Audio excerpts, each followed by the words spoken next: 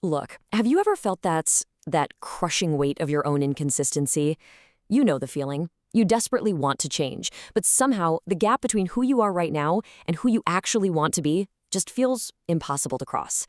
Well, in this explainer, we're going to uncover exactly why you struggle with discipline.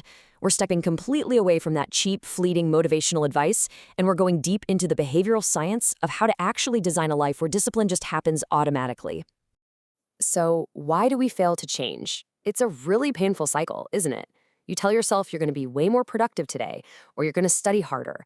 But when the actual moment arrives, what happens? You hesitate. You grab your phone. You tell yourself you're just waiting to feel ready or waiting for a spark of inspiration. But here is the profound psychological truth. Waiting for the perfect emotional state is literally the exact thing that guarantees you will stay stuck. See, we so often rely on these vague, foggy notions like, oh, I'll exercise more, or I'll eat healthier. And then when we don't follow through, we punish ourselves. We think our failure is just a fundamental lack of willpower. But it isn't, not at all. What you're actually experiencing is a profound lack of clarity. When your brain doesn't have precise, concrete instructions, it will always default to the path of least resistance, which is almost always whatever gives you that immediate hit of dopamine, like scrolling through social media. To truly grasp the neuroscience of consistency here, we have to look at a genuinely fascinating study done in Great Britain back in 2001. Researchers tracked 248 people over 2 weeks to help them build better exercise habits. They split everyone into 3 separate groups. Group 1 was the control group. Group 2 was the motivation group. They were given all these highly compelling presentations on the life-saving benefits of working out. And Group 3 was the planning group. They got the exact same motivational material, but they had to do one extra thing: formulate a highly specific plan for exactly when and where they would exercise. The contrast in the results is honestly staggering. Check this out. The motivated group, the ones who were entirely pumped up with inspiration, saw almost no meaningful improvement over the control group. They sat around a 35% success rate. But the third group, the group that explicitly planned the when and where, they achieved a massive 91% success rate.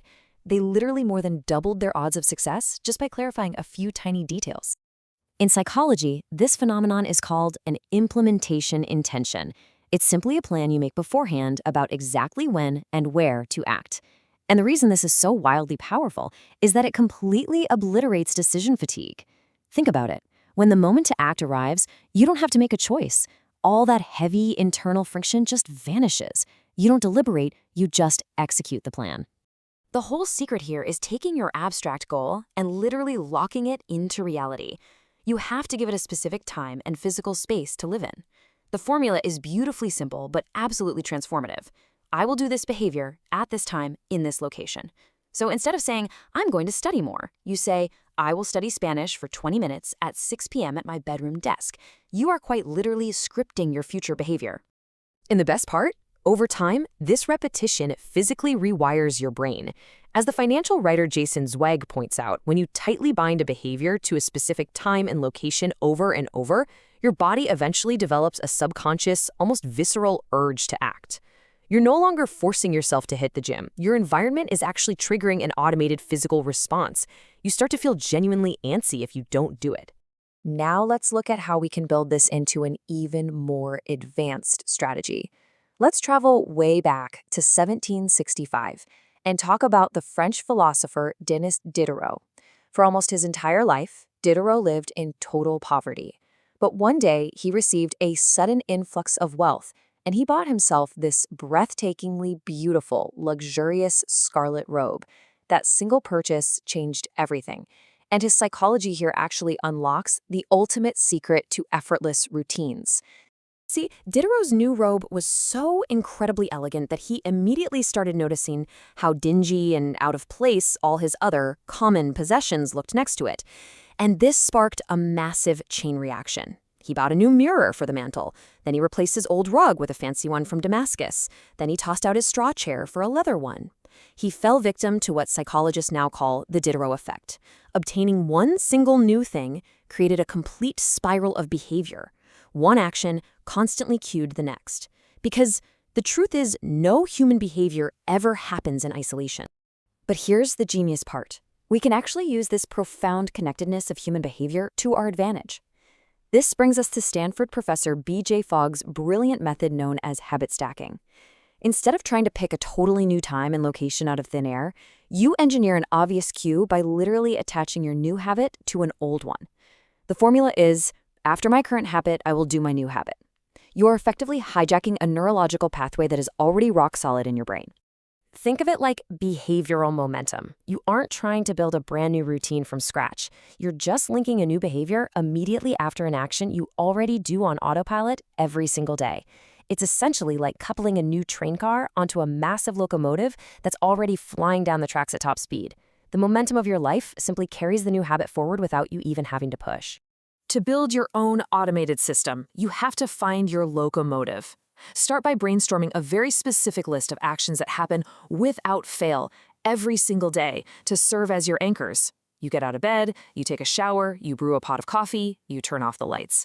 These are concrete, undeniable moments in your day. So you might say, after I pour my morning cup of coffee, I will meditate for 60 seconds. The coffee pouring becomes the flawless, undeniable trigger. I do need to give you a quick warning, though. You have to make absolutely sure your chosen trigger is immediately actionable and completely free of any ambiguity. If your cue is vague, like, I'll do it when I take a break, you are stepping right back into the trap of decision fatigue. Because what does a break really mean? When does it officially start? Instead, make it razor sharp. When I close my laptop for lunch. That specificity tightly binds the new behavior to the physical cue, making it blazingly obvious exactly when it's time to act. And this brings us to a foundational psychological truth, the first law of behavior change: make it obvious. Honestly, you need to stop beating yourself up. Stop telling yourself you're just lazy or fundamentally flawed. You do not lack willpower. You simply need to design an environment where your next positive action is predetermined and obvious. You have to actively remove the exhausting guesswork from your own life. So, as we wrap up this explainer, I want to leave you with one final, practical question to chew on. What is your first habit stack going to be? Take a hard look at your daily routine right now. What is one automatic, thoughtless action you already take every day? And what small, new, positive habit are you going to stack on top of it starting today?